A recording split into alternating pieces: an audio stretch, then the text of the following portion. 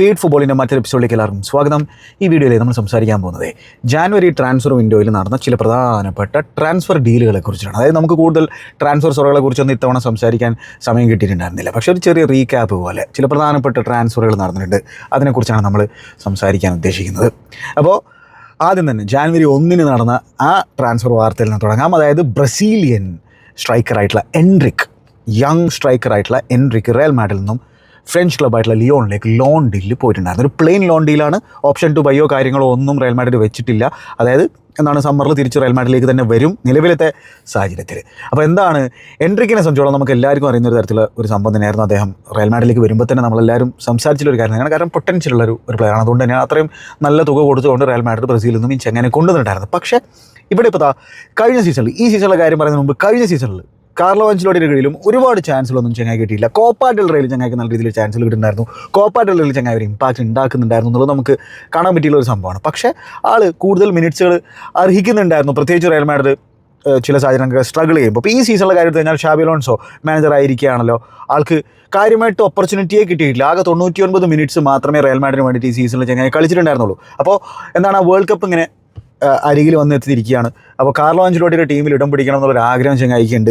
അപ്പോൾ എന്താണ്, കൂടുതൽ മിനിറ്റ്സുകൾ കളിക്കണം, കൂടുതൽ തൻ്റെ എബിലിറ്റി ലോകത്തിന് മുമ്പിൽ പ്രദർശിപ്പിക്കണം. അപ്പോൾ അതിനായിട്ട് ചെങ്ങായി ഇനി റയൽ മാഡ്രിഡിൽ ഇപ്പോൾ ഈ സീസണിൽ നിന്നുകൊണ്ടിരുന്ന് കഴിഞ്ഞാൽ പരിപാടിയൊന്നും നടക്കില്ല എന്നുള്ള തോന്നൽ കണ്ടിട്ട് ആൾ ലിയോണിലേക്ക് പോകാനുള്ള തീരുമാനം എടുക്കുകയാണ്. അപ്പോൾ ലിയോണിലേക്ക് എത്തിയിട്ട് ആൾ ഗ്രേറ്റ് സ്റ്റാർട്ടാണ് അവിടെ ഉണ്ടായിട്ടുള്ളത്.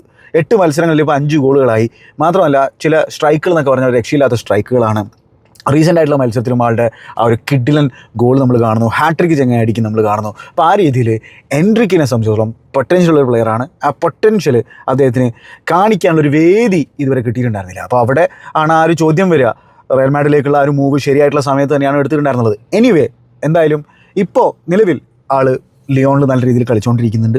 നല്ല രീതിയിൽ ശ്രദ്ധ പിടിച്ചു പറ്റിയിട്ടുണ്ട്. പ്രധാനമായിട്ടും അദ്ദേഹത്തിൻ്റെ എബിലിറ്റി എന്ന് പറഞ്ഞാൽ ആ കെയോസ് ഉണ്ടാക്കുക, മാത്രമല്ല ആ ഒരു ബോൾ സ്ട്രൈക്കിംഗ് തന്നെയാണ്. ഏത് ഡിസ്റ്റൻസിൽ നിന്നും ഏത് ആംഗിളിൽ നിന്നും ആ ഒരു വല നോക്കിക്കൊണ്ട് അടിക്കാനുള്ളൊരു കഴിവുണ്ട്. ഷാർപ്പ് ഷൂട്ടറാണ് എൻട്രിക്ക്.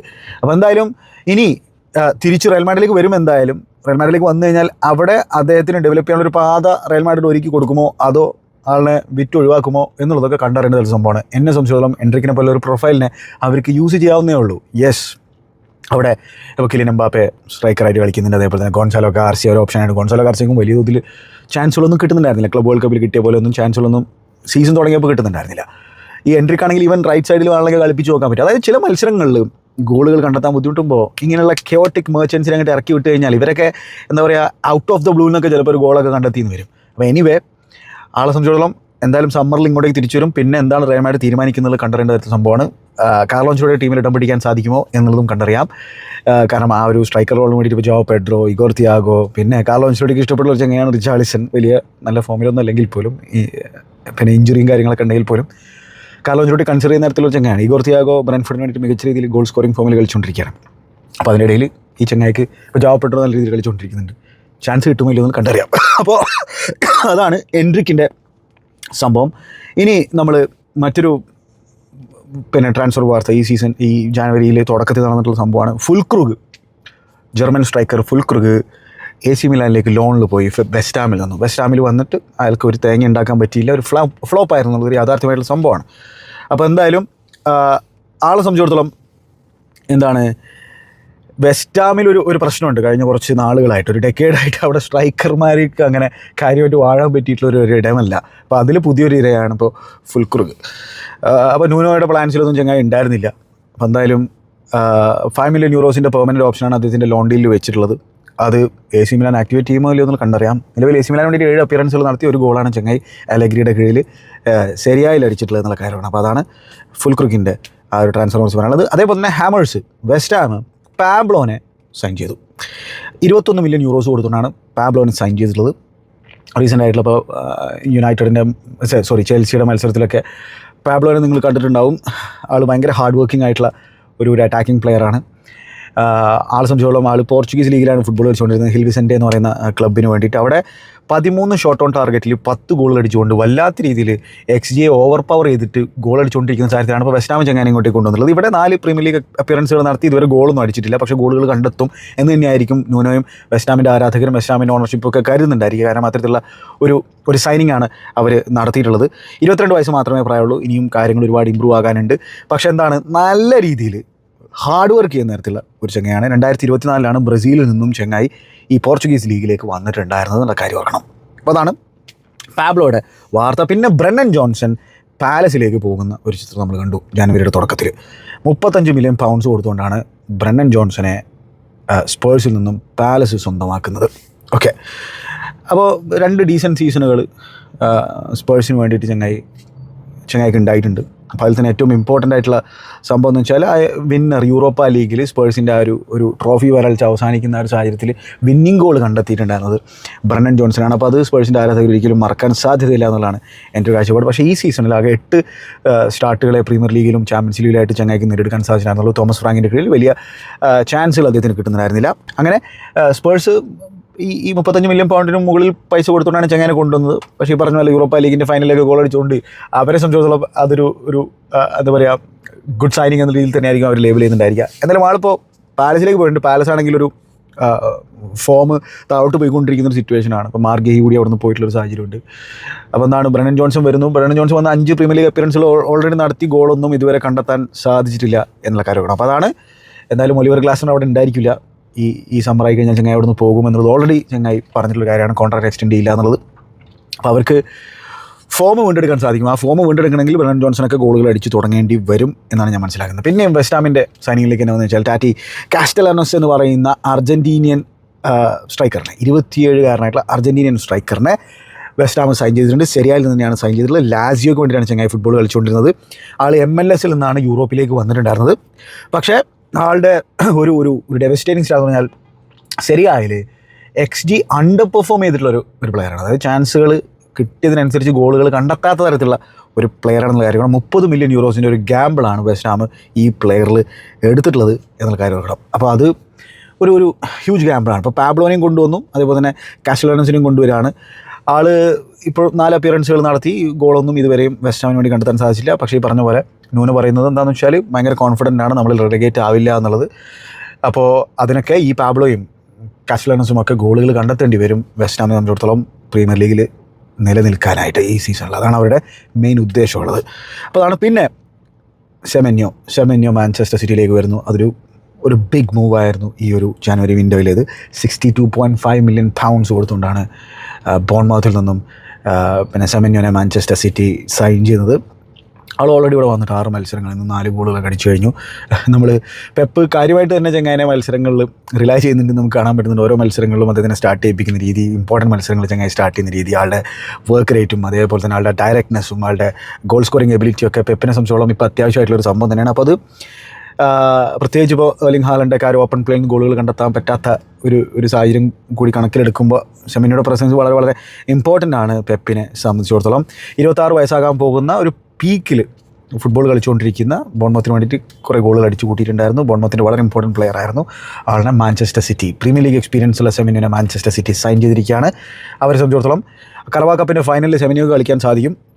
അതേപോലെ തന്നെ ഈ പ്രീമിയർ ലീഗിൻ്റെ ഈ ഒരു ടൈറ്റിൽ ചാർജിൽ അല്ലെങ്കിൽ ഈ ഒരു എന്താ പറയുക ആസ്നലിൻ്റെ മേൽ പ്രഷർ ഇടാനായിട്ട് സെമിനിയോക്കൊക്കെ ഹെൽപ്പ് ചെയ്യാൻ പറ്റുമെന്ന് തന്നെയായിരിക്കും പെപ്പ് വിചാരിക്കുന്നതായിരിക്കും. എന്തായാലും ഈ സൺഡേ ബിഗ് മത്സരമുണ്ട് ലിവർപൂളുമായിട്ട്. അതൊരു ഹ്യൂജ് മത്സരമാണ്.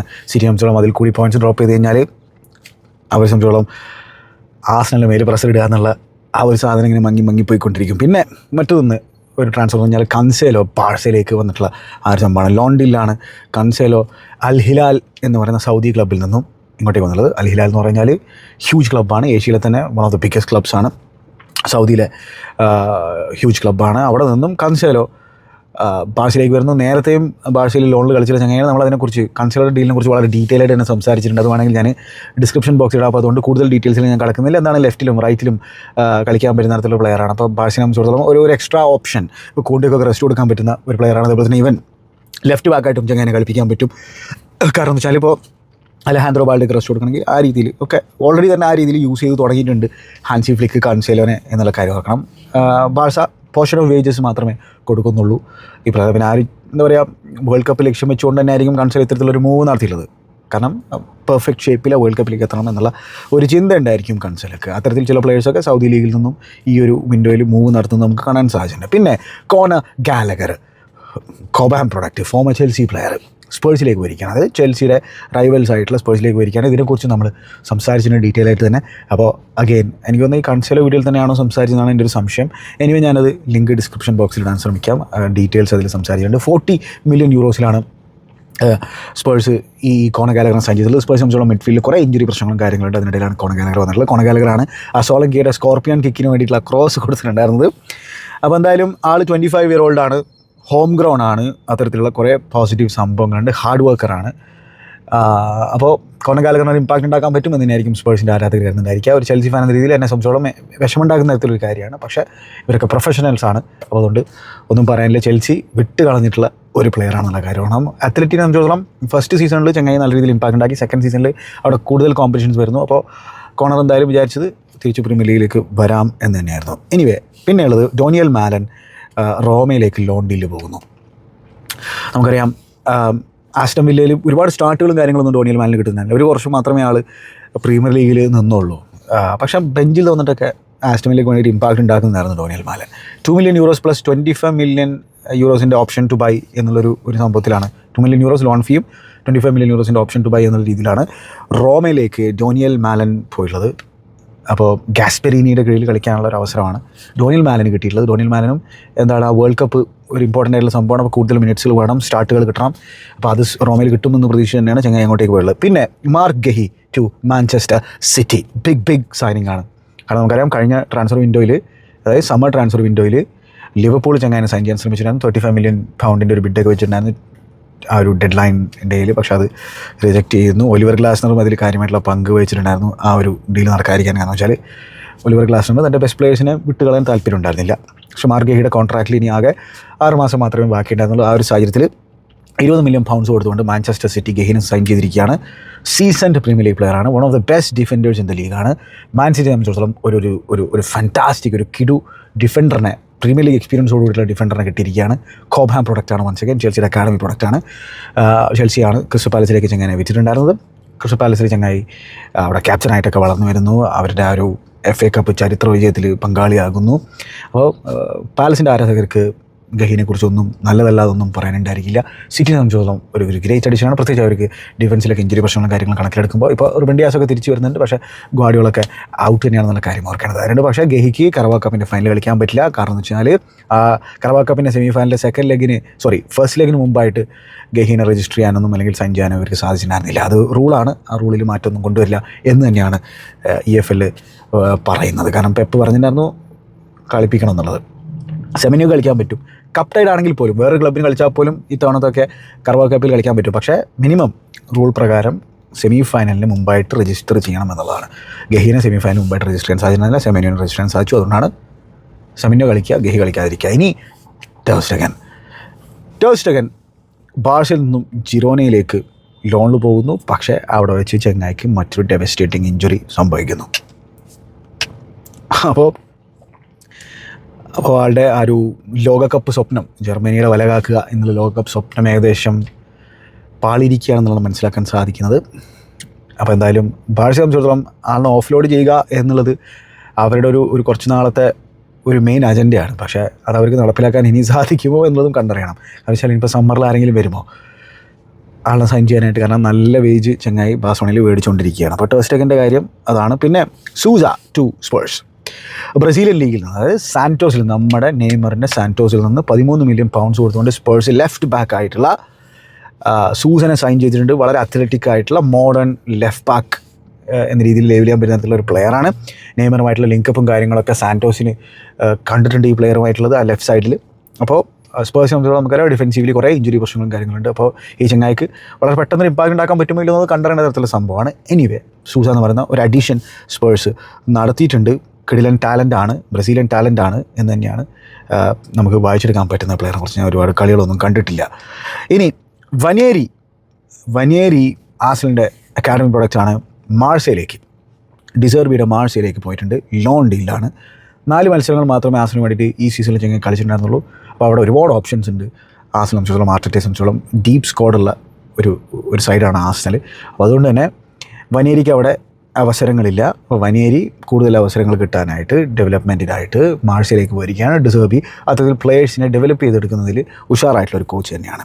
വനിയേരിനെ ആർസണലിനെ കൂടുതൽ യൂസ് ചെയ്യാൻ പറ്റുമായിരുന്നു. എന്താണ് നിങ്ങളുടെ അഭിപ്രായം എന്നുള്ളത് കമൻറ്റ് ബോക്സിൽ രേഖപ്പെടുത്തുക.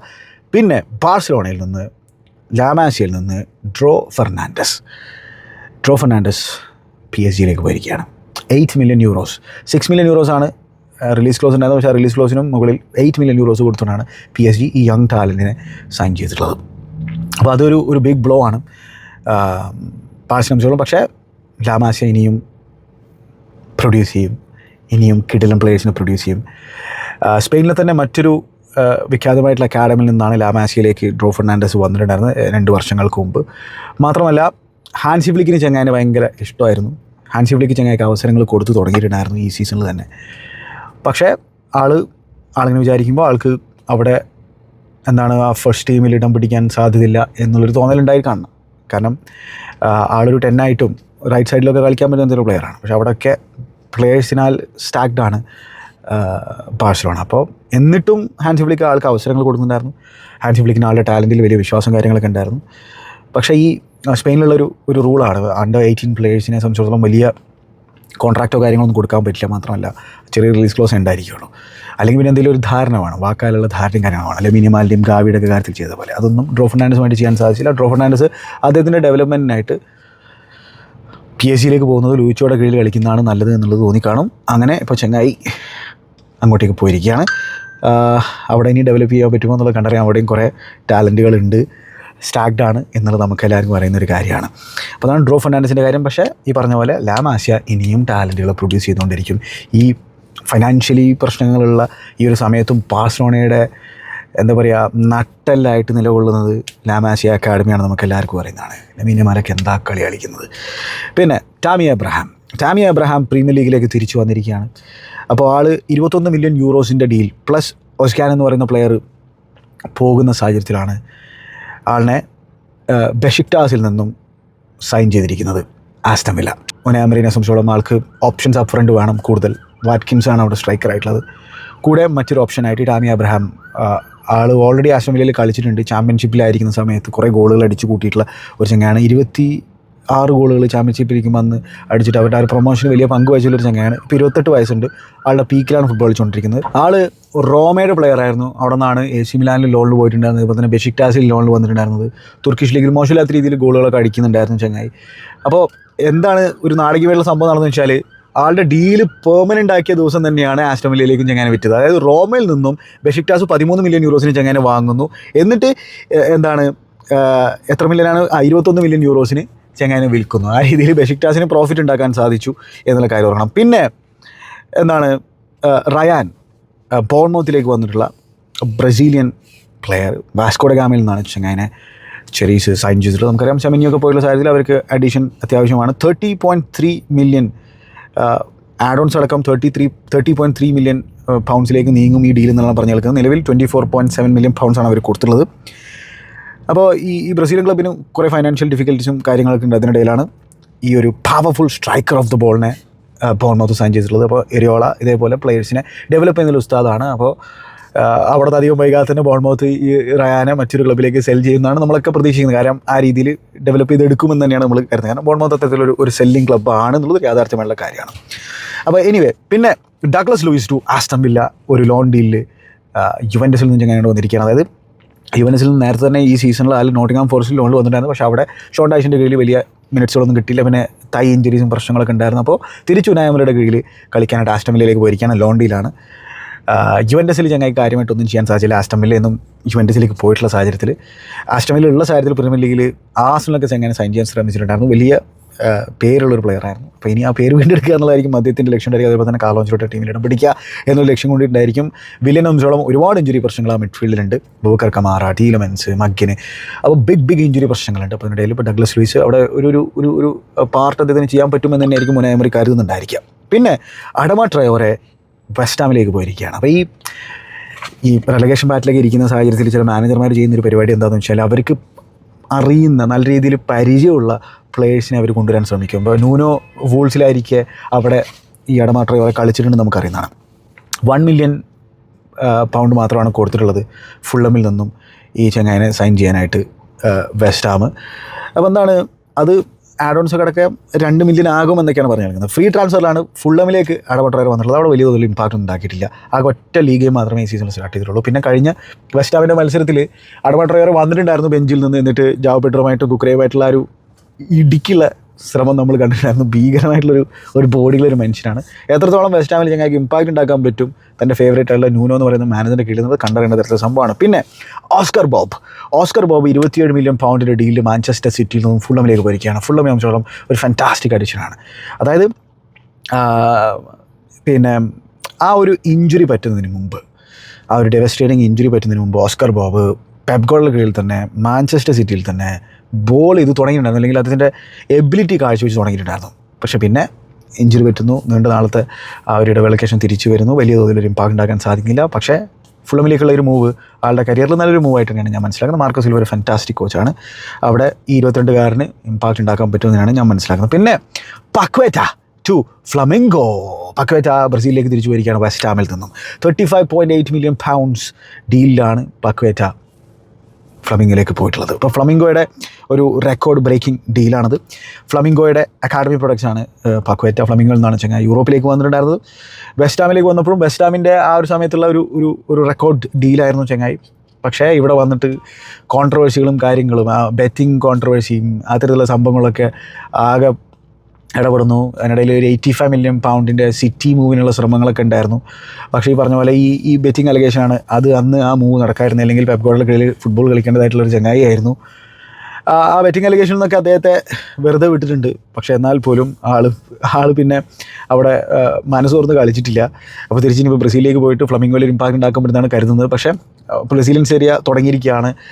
ഫിലിപ്പെ ലൂയിസിൻ്റെ ടീമിലാണ് കളിക്കുന്നത്. ഫസ്റ്റ് കളിയിൽ തന്നെ ആൾക്കൊരു അവസരം കിട്ടിയിട്ട് ആൾ ഗോൾ അടിക്കാനൊന്നും പറ്റില്ല. പക്ഷേ അവിടെ ഇമ്പാക്റ്റ് ഉണ്ടാക്കാൻ പറ്റും. അതേപോലെ തന്നെ കാർലോ ആൻചെലോട്ടിയുടെ ടീമിൽ വേൾഡ് കപ്പ് ടീമിൽ ഇടം പിടിക്കാമെന്നുള്ളത് തന്നെയായിരിക്കും ചെങ്ങായി കരുതുന്നുണ്ടായിരിക്കുക.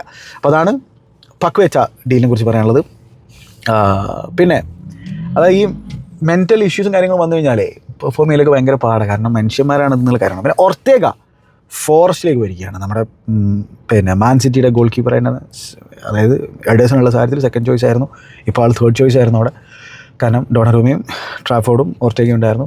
ഫോറസ്റ്റിനെ സംബന്ധിച്ചിടത്തോളം മറ്റേ ചെങ്ങായി ഉണ്ടല്ലോ വിക്ടർ കീപ്പർ നല്ല രീതിയിൽ ഇമ്പാക്റ്റ് ഉണ്ടാക്കുന്നതായിരുന്നു. ചെങ്ങായിക്ക് നീ ഇഞ്ചുറി പറ്റിയിരിക്കുകയാണ്. അപ്പോൾ ആ ഒരു സാഹചര്യത്തിൽ അവർ ഒരു ഷ്രൂ ഡീൽ നടത്തിയിരിക്കുകയാണ്. ഓർത്തേഗ നല്ലൊരു സൈനിങ് ആയിരിക്കും. 5 മന്ത് ഡീലാണ്. 33 വയസ്സുള്ള കീപ്പറാണ്, ജർമ്മൻകാരനാണ് ഓർത്തേഗ. പിന്നെ നമ്മുടെ സിഞ്ചെങ്കോ അയാക്സിലേക്ക് പോയിട്ടുണ്ട്. 1.3 മില്യൺ പൗണ്ട്സിൻ്റെ ഡീലാണ്. 30 മില്യൺ പൗണ്ട് സൈനിങ് ആയിട്ടാണ് മാഞ്ചസ്റ്റർ സിറ്റിയിൽ നിന്നും മാസിലേക്ക് ചങ്ങായി 2022 വന്നിട്ടുണ്ടായിരുന്നത്. അവിടെ വന്നിട്ടെന്താണ് തുടക്കകാലത്ത് ഒരു ഇമ്പാക്റ്റ് ഒക്കെ ഉണ്ടാക്കിയിട്ട്, പക്ഷേ മെല്ലെ പിന്നെ ആർട്ടറിയുടെ പ്ലാൻസ് ഒന്നും ചങ്ങായി പോകുന്നുണ്ടായിരുന്നു. ഇപ്പോൾ അയാക്സിലേക്ക് പോയിരിക്കുകയാണ്. പിന്നെ ഡിസാസി, ചെൽസിയുടെ ബോംബ് സ്ക്വാഡിലുള്ള ഡിസാസിക്ക് വെസ്റ്റ് ഹാമിലേക്ക് പോകാനുള്ള അവസരം കിട്ടി. അങ്ങനെ ലോൺ ഡീലിൽ വെസ്റ്റ് ഹാമിലേക്ക് പോയിരിക്കുകയാണ്. അത് ആളെ സംബന്ധിച്ചിടത്തോളം എന്താണ്, കുറച്ച് ഫുട്ബോൾ കളിക്കാനുള്ളൊരു അവസരമാണ്. എത്രത്തോളം അവിടെ ചാൻസ് കിട്ടും എന്നുള്ളത് കണ്ടറിയാം. ആൾക്ക് റൈറ്റ് ബാക്കായിട്ടും സെൻറ്റർ ബാക്കായിട്ട് കളിക്കാൻ പറ്റുന്ന ചങ്ങയാണ്. പിന്നെ ആംഗൽ ഹോമസ് പിന്നെ വൂൾസിലേക്ക് മാർസിൽ നിന്നും ലോണിൽ വന്നിട്ടുണ്ട്. അവിടെ ഇപ്പോൾ കുറേ ഗോമസുകളായി. ചെറിയൊരു ടൈനി മിഡ്ഫീൽഡറാണ്, പക്ഷേ സെറ്റ് പീസ് എബിലിറ്റിയും റണ്ണിങ് എബിലിറ്റിയൊക്കെ ഉള്ള ഒരു ചങ്ങായിയാണ്. വൂൾസിനെ സംബന്ധിച്ചിടത്തോളം ലോണ്ടിയിലാണ്, ചെങ്ങാനെ സംബന്ധിച്ചിടത്തോളം ലോണ്ടിയിലാണ്. അവർ മിക്കവാറും റിലേറ്റ് കഴിഞ്ഞാൽ തിരിച്ച് മാർസിലേക്ക് പോകാം, എന്നിട്ടും മറ്റൊരു ബിഗ് ക്ലബിലേക്ക് പോകാമെന്നാണ്. ഒരു പൊട്ടൻഷ്യലുള്ള പ്ലെയറായിട്ട് തന്നെയാണ് ചെങ്ങനെ കണക്കാക്കുന്നത്. പക്ഷേ മാർസിയിൽ വലിയ തോതിൽ ഒരു ഇമ്പാക്റ്റ് ഉണ്ടാക്കാൻ സാധിച്ചില്ല. ഇനി സൗദി പ്രോ ലീഗിലേക്ക് വന്നു കഴിഞ്ഞാൽ കരീം ബെൻസീമ, അതൊരു കോളിലൊക്കെ സൃഷ്ടിച്ചിട്ടുള്ള ഒരു മൂവാണ്. ബെൻസീമ ഇത്തിഹാദിൽ നിന്നും അൽ ഹിലാലിലേക്ക് പോയിരിക്കുകയാണ്. ഇത്തിഹാദുമായിട്ട് കോൺട്രാക്റ്റ് റിന്യൂവലുമായി ബന്ധപ്പെട്ട് പ്രശ്നങ്ങൾ സംഭവിക്കുന്നു. ആൾ കളിക്കാൻ റെഫ്യൂസ് ചെയ്യുന്നു എത്തിഹാദിന് വേണ്ടിയിട്ട്. അങ്ങനെ ഒടുവിൽ അൽ ഹിലാലിലേക്കുള്ള ഒരു മൂവ് നടക്കുന്നു. അൽ ഹിലാലിലേക്കുള്ള അദ്ദേഹത്തിൻ്റെ ഈ ഒരു മൂവും അതേ രീതിയിലുള്ള സംഭവങ്ങളൊക്കെ നടക്കുമ്പോൾ ക്രിസ്ത്യാനോ റൊണാൾഡോക്ക് അത് ഇഷ്ടപ്പെടുന്നില്ല എന്നുള്ള തരത്തിലുള്ള റിപ്പോർട്ടുകൾ നമ്മൾ കേൾക്കുന്നു. ക്രിസ്ത്യാനോ റൊണാൾഡോ പ്രൊട്ടസ്റ്റിന് ഒരുങ്ങുന്നു.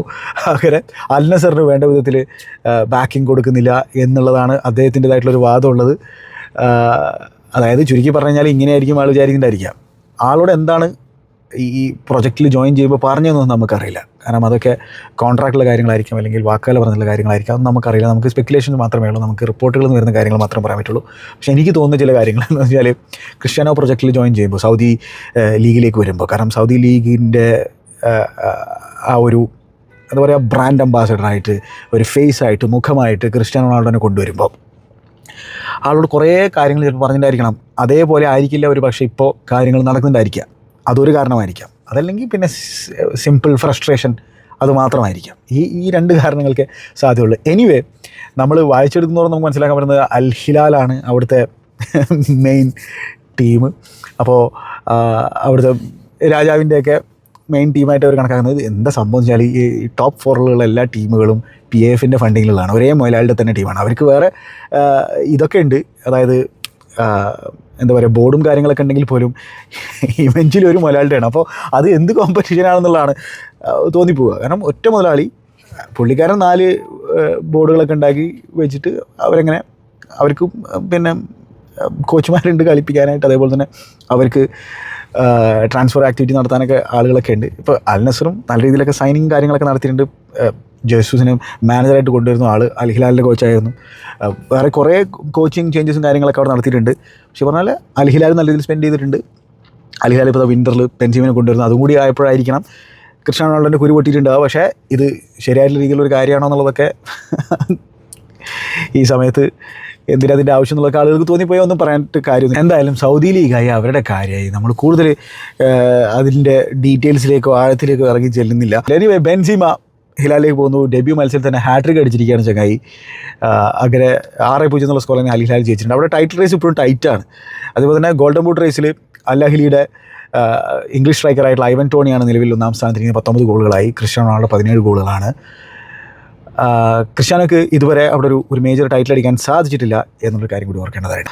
പിന്നെ യോർഗൻ സ്ട്രാൻഡ് ലാർസൻ ഡീല് നടന്നിട്ടുണ്ട്. നോർവീജിയൻ സ്ട്രൈക്കർ ക്രിസ്റ്റൽ പാലസിലേക്ക് വന്നിരിക്കുകയാണ് വൂൾസിൽ നിന്നും. 43 million pounds plus 5 million add ഓൺസിൻ്റെ ഡീലിൽ ഒരു ബിഗ് മണി സൈനിങ്ങിലാണ് ക്രിസ്റ്റൽ പാലസ് ഈ ചെങ്ങനെ സൈൻ ചെയ്തിട്ടുള്ളത്. അത് ക്ലബ് റെക്കോർഡ് ഫീ ആണ്. ഒറ്റ ലീഗ് ഗോൾ മാത്രമേ ഈ സീസൺ അടിച്ചിട്ടുള്ളൂ. കഴിഞ്ഞ സീസണിൽ പക്ഷേ 14 ഗോളുകൾ അടിച്ചിട്ടുണ്ടായിരുന്നു. അപ്പോൾ അതിലായിരിക്കണം, അത് കണ്ടിട്ടായിരിക്കണം ക്രിസ്റ്റൽ പാലസ് ആ ഒരു സൈനിങ് നടത്തിയിട്ടുള്ളത്.